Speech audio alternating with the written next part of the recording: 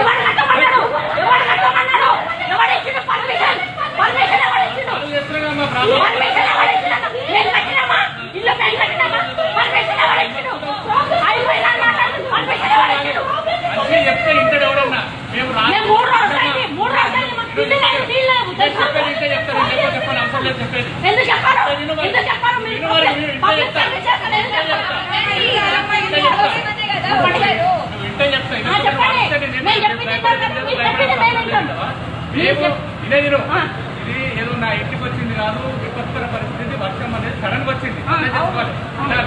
ఈ సడన్ గా వచ్చిందానికి ఎవరు బాధ్యులు అంటే అంటే వినండి, ఎవరు బాధ్యులు కాదు, ప్రభుత్వం బాధ్యులు కాదు, ఎవరు ఒక వ్యక్తి బాధ్యులు. చెప్పేది చిన్నగా మాట్లాడు.